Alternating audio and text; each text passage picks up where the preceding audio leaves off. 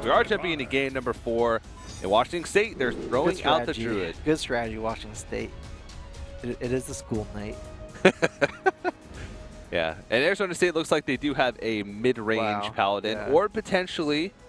It's a mid-range Paladin. Control Paladin. Okay, maybe. These are all control elements. Yeah, that's true.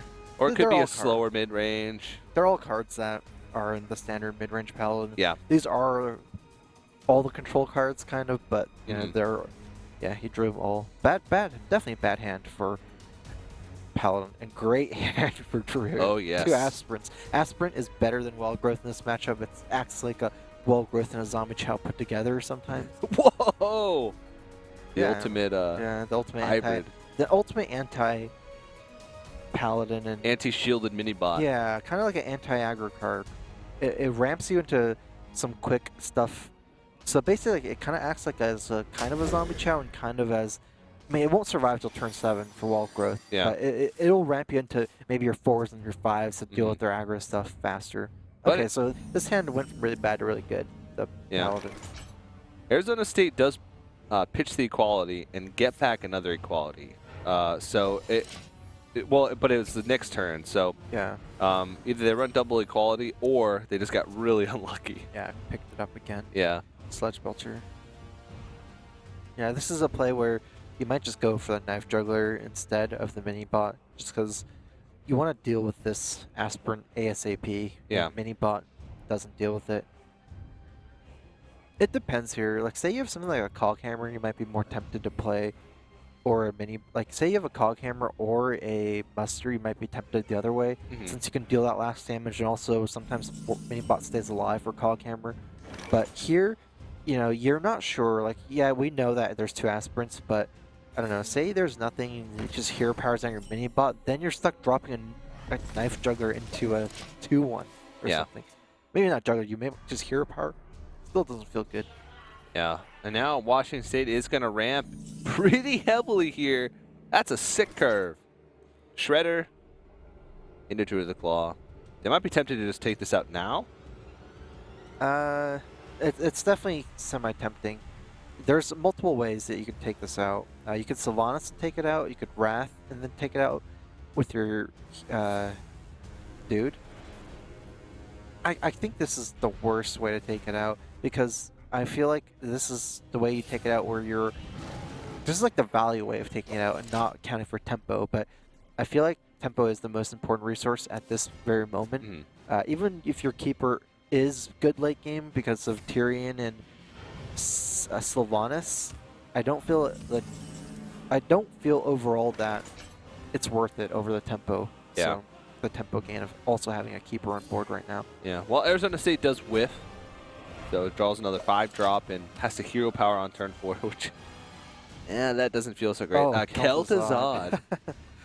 So it's a very heavy mid-range Paladin. Yeah.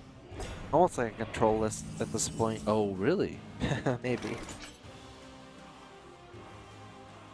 One of Paladin's weaknesses is that it can't like deal with small things like 1 damage easily, things like Wrath. So this Drill Claw is super good because it protects the Aspirant from the 1/1 here.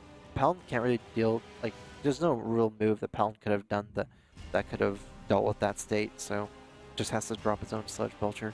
Yeah. There was a time when players were running Elven Archer and Control Paladin. Just to do that. Just because Paladin just doesn't have that effect, and you sometimes need it. But that was an interesting time in Hearthstone's history. Too many better things. Like Muster for Battle is too much better, probably. Yeah, Muster for Battle is that way that you deal that 1 damage. Now, it's still hard through a taunt, but it really shored up a lot of bad things that happened to Paladin in the early game.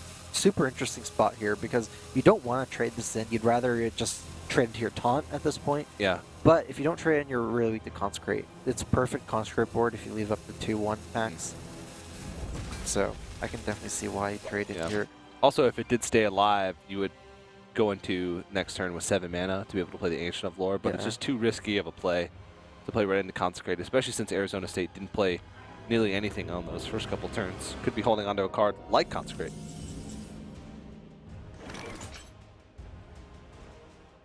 Great use of Keeper here still. Yeah. and still have 2 mana left over to be able to hero power down the Sylvanas if they want to trade into it. This Or could they be could a push turn. damage. This could be a turn where, okay, pushing damage. Yeah, that makes a lot of sense. I was thinking if you did want to kill Sylvanas, it might be a turn where you trade a 4-attack minion into the 1/1 here, just because Quartermaster on turn 7 with the 1/1 is pretty good, since you're getting the hero power and then the extra, like the 1/1 trade into your 4/3 after. Yeah. Arizona State drawing into those cards that they really wanted to have a little bit earlier on in the game, like the Muster for Battle and that second shielded mini-bot, but starting to fight back on the board. Oh, wow, swipe. Oh, man. This is, yeah, starting to look really bad for Paladin. There's a lot of reactive stuff, but it doesn't have the quality combo. It just has quality, just this big game hunter with no target. Kel'Thuzad isn't good unless you have board control. One of the big things about Druid is no classes can really afford to fall behind against Druid because of combo. Once they're ahead, that combo turns from 14 damage to like 25 damage. Yeah. So depending on how you want to think about it, Yeah. hard to recover your life total at this point.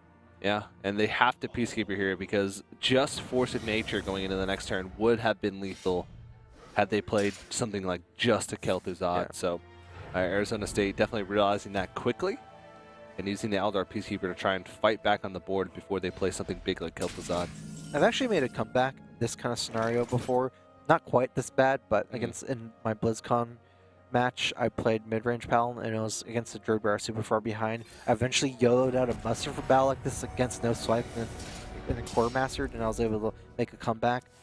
Now there's a Harrison Jones, and this is quite a bit worse than my position, so I don't know. It probably won't happen, but There's still not a way to deal with a lot of this stuff. you can just punch them down at this point. You're not losing that much Just damage. punch him.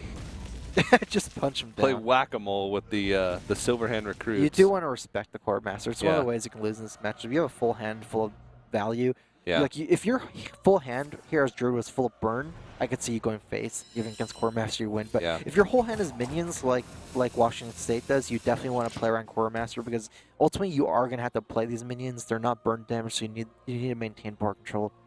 Yeah. Quality. Yeah.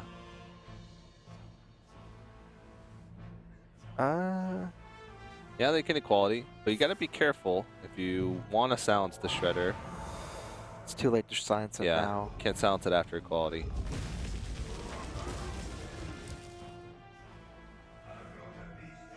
I feel like Just- that's a misplay. He should have played the Owl first and then equality'd. Because it would still be a 1/1 Yeah. silence. But now, after the trade, he'll have a minion. Hmm.